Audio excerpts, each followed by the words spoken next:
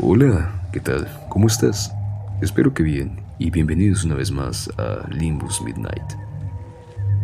La historia de hoy es un relato de aquello que puede suceder cuando la curiosidad nos lleva a jugar con fuerzas que no comprendemos. La historia que nos envían empieza de la siguiente manera. No sé si a alguno le haya sucedido antes tener esa sensación de que algo toma control sobre otra persona, pero no algo normal, no un sentimiento, nada como la rabia o la ira o el estrés, sino algo que podría describir como tétrico, algo que lleva incluso a la muerte de la persona. Todo empezó con la curiosidad tonta de uno de mis vecinos. Veíamos videos, charlas sobre brujas, también rituales que se veían como trucos de cámaras o formas de enmarañar la atención. Muchos en el pueblo reían al igual que yo y lo tomábamos como entretenimiento. Pero un día aquel susodicho vecino intentó imitar y replicar esos videos, esos rituales y extraños llamados que parecían una locura. Sin embargo, las cosas a partir de ese día empezaron a ser extrañas. Los perros de mi finca, que nunca habían sido temerosos, siempre eran fieros. Ahora eran ruidosos y los anteriormente alegres guardianes de la noche ahora eran tímidos y poco confiables. Empezaron a salir antes del anochecer y desaparecían dejando la casa sola. No se iban por alimento, ni siquiera se iban buscando otros perros. Parecían seguir algo o evitarlo, no lo sé. Ellos se internaban en el monte y volvían tarde en la madrugada. Algunas veces volvían haciendo ruido y con la mirada fija en algo que solo ellos podían ver. Era como si estuvieran atentos a aquello que ellos siguieron, como si trataran de evitar que algo los siguiera de vuelta. Tiempo después empezaron a traer las patas llenas de barro, un barro hediondo, fétido. Mortecino, solían decir mis vecinos del pueblo. Algunas otras veces llegaban cojeando, como si alguien los hubiera estrujado, porque no tenían marcas de golpes, pero se escuchaban ahogados, como si respirar les costara. Tratando de capturar alguna evidencia de esa actividad paranormal o lo que sucediera, hice varios videos, como todos aquellos documentales y videos populares que frecuentaba ver como entretenimiento. Grabé la finca, alrededores, los árboles, la luz de la luna cuando estaba el cielo despejado. Grabé pruebas ridículas creyendo que tenía el control sobre lo que podría estar pasando. Después de semanas de esas pruebas, algo empezó a cambiar. No fue de golpe. Fue como si hilo a hilo se fuera cortando la calma de las noches en la vereda. Era como si algo se encargara de que nadie se diera cuenta de que poco a poco algo nos estaba acechando. Luego de un tiempo se empezaron a escuchar graznidos. Eran de los más extraños, espantosos. Era como escuchar un silbido gutural, pero al mismo tiempo un rugido suave. Al principio pregunté a los vecinos y dije, ¿es el silbón o acaso será un espanto? ¿Será que despertamos algo por haber estado jugando a hacer esos rituales que mostraban en los videos y que parecían tan ridículos? Los vecinos del pueblo me miraron con cierto temor y al mismo tiempo respeto, y me dijeron, no, no es nada de eso, no es el silbón, es un ave, y es un pajarraco de mal augurio, porque donde ese pajarraco canta, la muerte siempre acude a darse un festín. Pensé que era una superstición. Todo sonaba demasiado de telenovela y no quise pensar mucho en ello hasta que el primer animal cayó. No murió de golpe. Aquel perro se quedaba viendo hacia un árbol, donde lo que parecía ser un pajarraco se posaba. Aquel pájaro negro algunas veces se veía enorme y otras veces más chico. Se paraba en el árbol hasta que un día emitió ese espantoso graznido. Aquel día los ojos de Rondán se nublaron y al día siguiente aquel perro fiero ya no quiso levantarse. A los pocos días, otro perro sufrió el mismo destino. Y luego los otros animales de la finca empezaron a enfermar con la misma calma glacial. Respiraciones que se extendían como suspiros y su vida se apagaban poco a poco, sin fiebre, sin razón clínica, solo silencio. Casi como si algo terminara de quitarles su existencia o terminar de usar lo poco que les quedaba de vida. María y Sacha fue la primera persona que se vio afectada. Su desaparición fue de lo más extraña en todos los sentidos posibles. No es que desapareciera porque quisiera buscar algo o estuviera encaminada a encontrarse con alguien, no. La noche en que desapareció, yo estaba en la cocina cortando leña para el día siguiente, pues en esta finca cocinábamos en un fogón de leña. Escuché unos graznidos espantosos. Se escuchaban a lo lejos. La diferencia esta vez fue que se escuchaban rítmicos, como si alguien tratara de afinar un instrumento. Salí al patio, entonces ahí la vi. Ella caminaba en el sendero y se veía distraída. No llevaba abrigo, aunque hacía frío, y solo estaba allí, caminando, ignorando todo lo demás. No tuve el valor para acercarme, tampoco para llamarla. Simplemente la dejé ir. Al día siguiente, familiares y vecinos salieron en su búsqueda. Algunos decían que se había perdido. Otros decían que alguien la había llevado, que la había raptado o secuestrado, pues ella era una mujer bastante bella y llamaba la atención de pueblos cercanos. Tiempo después, Isacha apareció por cuenta propia. Pero ella volvió diferente. Estaba sucia, desorientada, pero decía estar bien.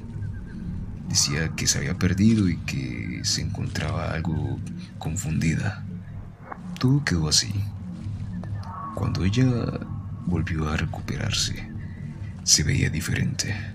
El tono de su voz casi apagado, sus palabras extrañas, la falta de brillo en sus ojos, verla a su cara daba miedo. Sus hábitos de chancletear cuando se ponía de pie habían cambiado. Se sentía como si ser ella fuera algo forzado. Después de ver sus extraños comportamientos, comencé a ser más detallista. Habían pequeños detalles, cosas que ella solía hacer y ya no. La forma en que ella se ajustaba a la ropa, el modo en que sonreía, incluso la manera en que se movía, todo parecía desentonado, como fuera de ritmo.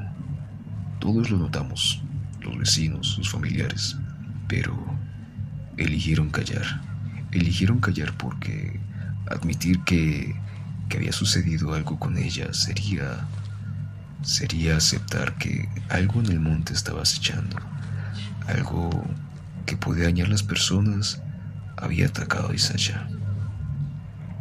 Era como si algo usara el cascarón de la persona, como si fuera un disfraz y una actuación muy tétrica. María Isacha era la hermana de mi vecino, aquel chico curioso que quiso copiar los rituales de los videos que veíamos cuando estábamos aburridos. Al pasar de los días, más personas empezaron a desaparecer. Y lo curioso fue que una vez más María desapareció. Desapareció para no volver. Justo el día en que María Isacha desapareció, regresaron aquellos vecinos perdidos. Regresaron con la misma excusa, que se habían perdido y que se sentían desorientados. El interrogatorio de qué había sucedido siempre llegaba a lo mismo. Se desorientaron, estuvieron perdidos y que ya habían vuelto y que no querían preguntar ni saber nada más de aquello. Empecé a encontrar un patrón. Cuando algunos perros caían muertos, el graznido se hacía rítmico, casi como una melodía. En la finca empezaron a hacerse más habituales las muertes de los animales. Morían gallinas, cabras, aquel viejo gato que solía dejar la puerta del granero en las tardes, también cayó. Cuando el graznido se volvió una melodía, me di cuenta que alguien desaparecía. Era demasiado preciso para ser coincidencia. Así que una noche, esperando grabar evidencia de lo sucedido, escondí mi grabadora. La escondí en un lindero del monte, donde era frecuente que la gente escuchara el graznido. A la mañana siguiente, cuando reproduje la grabación, escuché algo que me heló la sangre. Primero estaba el habitual graznido, espantoso como siempre, pero después de aquel graznido empezó a ser diferente. Era como un graznido más intencional, menos animal, diría yo. Era como si algo soplara a través de una caña con un ritmo. Luego, después de la calma y el silencio, algo tomó aire. Se escuchó una respiración larga, como si estuviera tratando de imitar la respiración de un humano. O tal vez lo era, o algo que imitaba hacerlo. Esa grabación me dejó algo claro. Aquel pajarraco no andaba solo. Parecía ser que aquel pajarraco que cantaba traía algo más que solo la muerte. Y lo que traía no era un animal o algo conocido. Era algo que habitaba en el monte y que quizás poseía a las personas que se dejaran encantar por su llamado. Una bruja, pensé. Una tarde, Aria llegó a mi casa. Ella entró a la finca como siempre lo había hecho. Siempre era bienvenida y era la hermana de uno de mis vecinos. Era una mujer preciosa, casi para casarme con ella, pensaba yo. Ella se acercó y su grácil caminar, su forma de peinarse, todo era tal cual como siempre, pero algo se sentía diferente. Era como si algo se ocultara dentro de su silueta. Al acercarme, supe que algo estaba mal. Sus ojos no respondían como antes. Parecía mirar algo dentro de mí, como si yo fuese extraño, como si yo no perteneciera a los suyos. Lo comprendí. Aria me veía tal y cual como lo hacían los vecinos que habían desaparecido antes. Ella habló con voz baja. No es la primera vez que vuelvo. Quedé helado y, saliendo de mis pensamientos, le pregunté, ¿estás bien?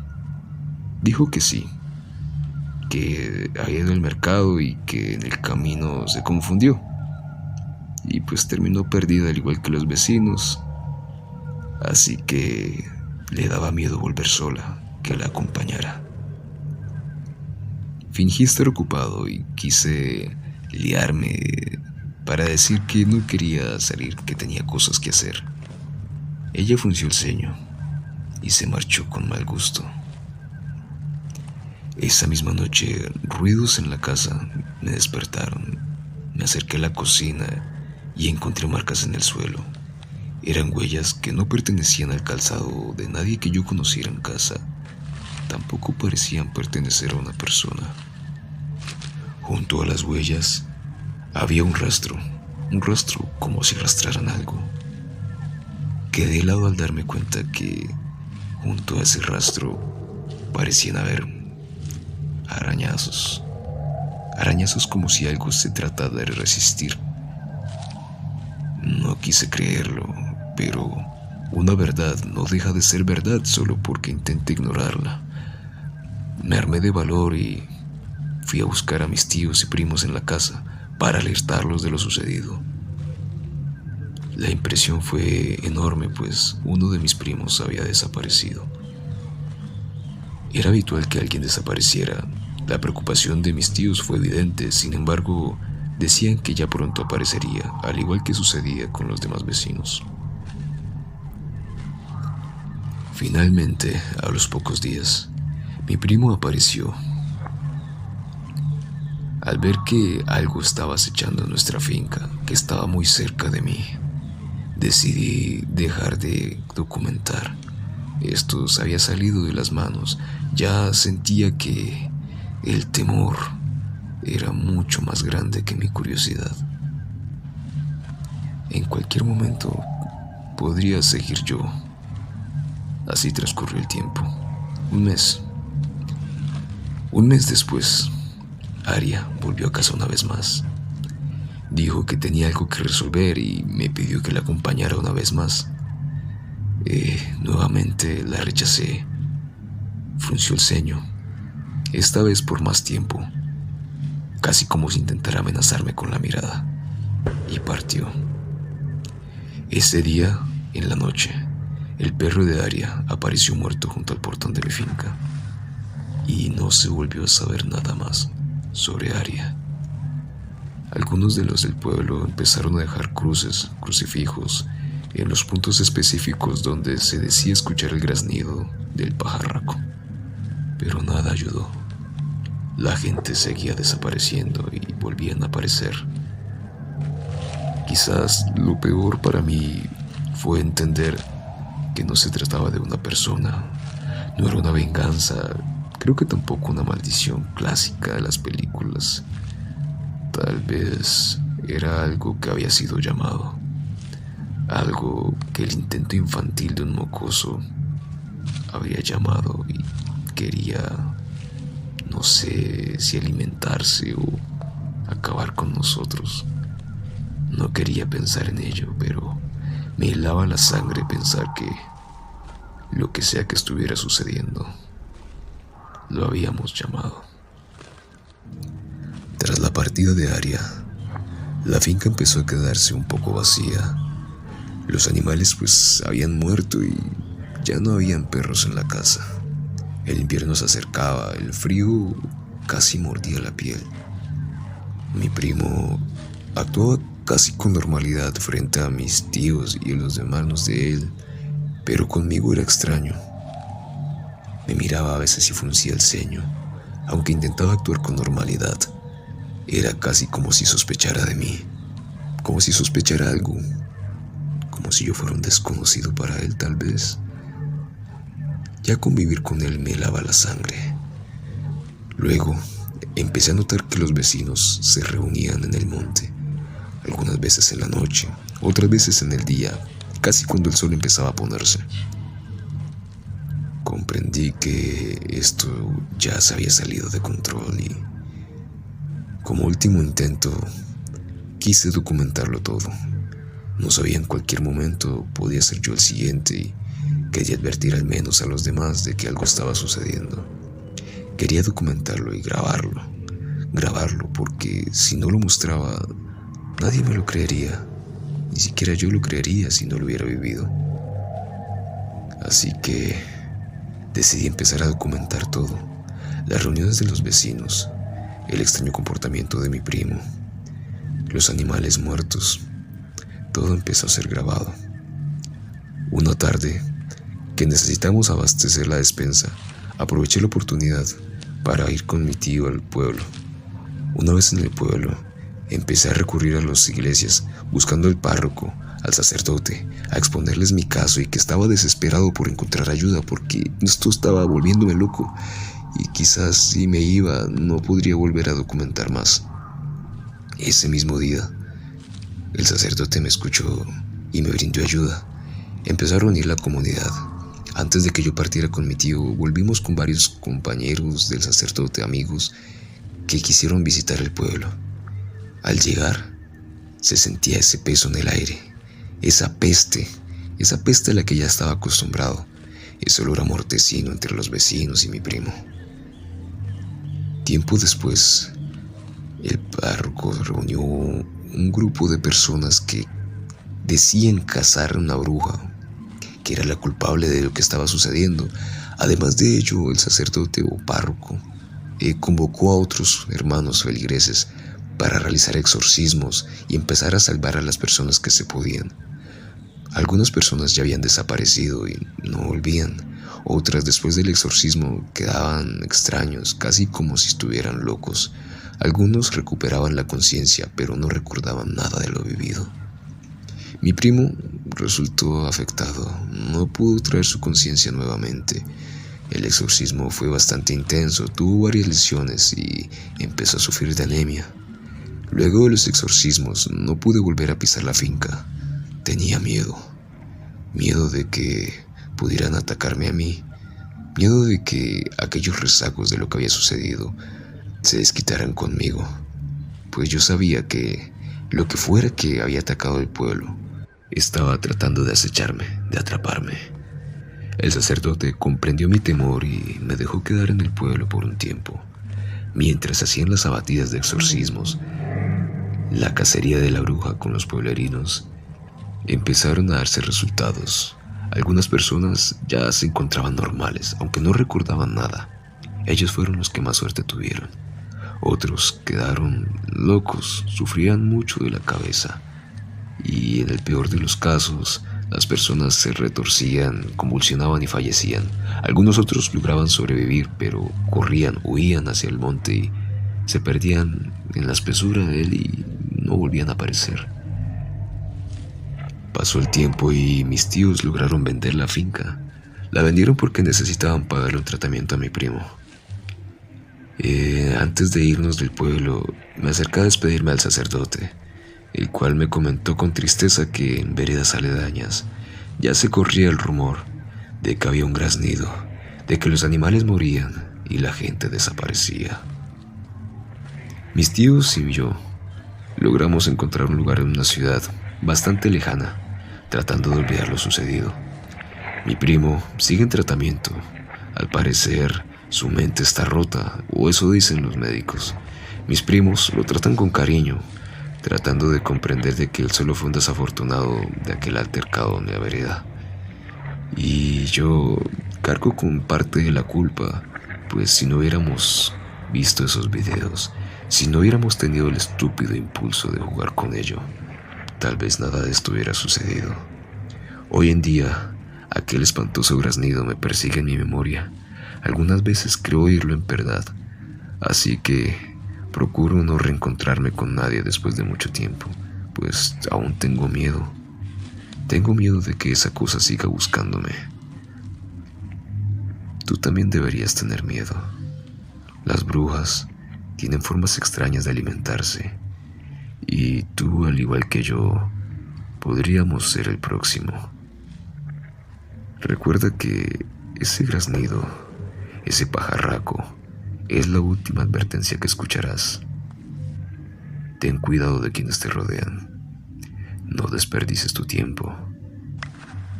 Y sobre todo, nunca confíes en un desaparecido aparecido. Esta es la historia que nos envían. Una historia un tanto larga de aquel muchacho que logró ver con sus ojos lo que es jugar con aquello desconocido y enfrentarse a lo incontrolable. Tú que estás en tu casa, ¿qué te parece esta historia? ¿Te animarías a intentar uno de esos videos virales? Espero que les haya gustado la historia. Y aprovechando que estamos hablando de brujas, les contaré la siguiente historia que nos envían. Les quiero contar un poco sobre mi abuelo. Ahora se preguntarán, ¿por qué de mi abuelo? Bueno, mi abuelo se autoproclamaba a sí mismo como un cazador de brujas, o algo así. Nunca lo dijo explícitamente.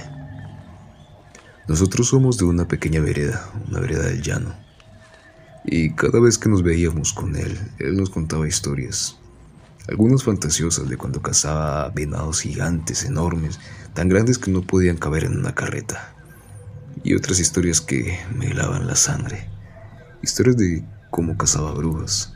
Sin embargo, hay una de sus historias que no estaba terminada. Él decía que fue un encuentro bastante terrible, el cual terminó sin ningún ganador. Una bruja que robaba niños, la cual nunca logró cazar. Semanas después de la visita donde mi abuelo, empezó a llegar algunos rumores sobre niños desaparecidos. Y entre esos rumores, un día de campo, un día de esos que había mercado en la plaza, uno de los vecinos de la vereda cercana habló con mi abuelo. Él era un vecino que solía traer ganado, a veces chanchos, otras veces vacas, incluso traía leche o productos lácteos. Empezó a hablar con mi abuelo, y mi abuelo nos hizo la señal de que nos apartáramos y se fue a hablar un tanto lejos de nosotros. Mi curiosidad fue bastante grande, lo cual me hizo seguirlo para tratar de escuchar de qué estaban hablando. El hombre le explicó a mi abuelo lo que estaba sucediendo. Le dijo que otra vez había aparecido, que estaba sucediendo de nuevo y que necesitaban su ayuda, pues era algo que solo él podía hacer. Mi abuelo, como siempre, sin miedo, dio la mano con gusto y dijo que aceptaba, que iría a enfrentar lo que en algún momento no había logrado terminar. Mi abuelo se giró y se dio cuenta que yo estaba cerca. Sonrió y se despidió de aquel hombre. Se acercó donde yo estaba. Dio un largo suspiro y dijo: «Mijo, me estoy haciendo viejo. Temo que no pueda seguir mucho tiempo en esta vereda y protegiéndolos. Quiero que tú seas el siguiente. Ya estás grande, hijo. Ya puedes conocer el mundo y enfrentar las cosas como son. ¿Quieres acompañarme? Prometo que será un poco de entretenido y quizás aprendas un poco de lo que es tu viejo». Yo estaba un poco extrañado. Mi abuelo nunca solía ser tan nostálgico. Sin embargo, algo en su cara me motivaba a acompañarlo. Era como esa emoción cuando nos llevaba a algún lado para darnos algún postre o algún regalo que teníamos que mantener en secreto. Pasaron unas semanas y partí con mi abuelo. Nos fuimos a la vereda y al llegar a aquel caserío mi abuelo se sintió extraño. Agachó un poco mi oído y me dijo: «¿Sientes eso, mijo?». Yo estaba extrañado, pues no sabía que mi abuelo había sentido lo mismo. Dijo: «Mijo, tú heredaste el don, así que pon atención». Empezamos a caminar. El lugar era extraño, se sentía como si una sombra nos rodeara, a pesar de que era de día y estaba bastante soleado. Había una sensación de incomodidad, como de frío, miedo, aunque el calor en el aire era insoportable. Mi abuelo empezó a hablar con la gente, algunos vecinos conocidos, y empezó a tratar de preguntar cosas sobre las desapariciones de los niños. Preguntó a familiares, entró a las casas y las observó, hizo algunas oraciones antes de irse y empezó a encontrar un patrón. Él me decía que esas cosas siempre buscaban un patrón, nunca atacaban a la ligera, siempre tenían un plan de dónde y a quién atacar, empezando a atacar desde las chozas más alejadas hasta las que tenían más conflictos familiares. Mi abuelo preguntó muchas cosas. Preguntó por discusiones, por desacuerdos, niños recién nacidos y aquellos que no estaban bautizados. Entre todas las historias que nos había contado mi abuelo, recordé una de la bruja que secuestraba niños. Al recordar esa historia se me heló la sangre. Maldije un poco porque mi abuelo me había traído. ¡Qué demonios! Mi abuelo me trajo a cazar esa cosa. No quiero eso. No quiero heredar su legado. Quise confrontarlo, pero mi abuelo acarició mi cabeza y me dijo: mi hijo, me estoy haciendo viejo. No me explicó más, pero con eso lo entendí todo. Horas más tarde, camino al hospedaje, mi abuelo se encontró con un niño algo juguetón. Con la dulzura que lo caracterizaba, se acercó a aquel niño, le dio una paleta y lo saludó. Le preguntó un par de cosas, preguntó acerca de sus padres, y luego de charlar un rato, mi abuelo se despidió de él. Se acercó a mí algo inquieto, dijo que no había visto más niños como él en el pueblo. Entonces lo comprendió. Ese niño es la próxima víctima. Sus padres están peleados y nunca ha sido bautizado. Más tarde, cuando habíamos llegado al hospedaje, mi abuelo empezó a prepararse. Tenía un machete que nunca abandonaba y empezó a afilarlo. Solía tener una escopeta, y además de su escopeta, su infaltable escapulario. Era de esos ancianos que nunca faltaban al rosario. Esa noche, el sueño no tocó la casa. Esa noche se sentía helada, extrañamente inquietante. Mi abuelo estaba pendiente. Cada crujido en el techo, cada aullido a lo lejos, lo mantenían alerta. Afuera, la luna se mantenía brillante. Toda la planicie se veía, el resplandor del suelo, el frío casi antinatural. Cerca de medianoche, un viento aún más helado empezó a cubrir la vereda. Traía consigo un olor extraño, como azufre, como a sangre, como a vísceras, algo nauseabundo. Mi abuelo exclamó: está cerca, reconozco ese olor. Mi abuelo, de inmediato, pensó en aquel niño, su vivienda. Va a ir hacia allá. Con ese presentimiento que le lava la sangre, mi abuelo tomó la escopeta, el machete, su escapulario, algunas cosas más que metió en su bolso. Me dio una sacudida en el pelo y dijo: ya vuelvo, muchacho. Si no vuelvo, no salgas de casa. Cuentan que mi abuelo llegó a la choza de aquel niño. Aquel niño no se hallaba por ningún lado, ni sus padres. La casa estaba vacía, solo había un mechón de cabello en el suelo y unas huellas extrañas.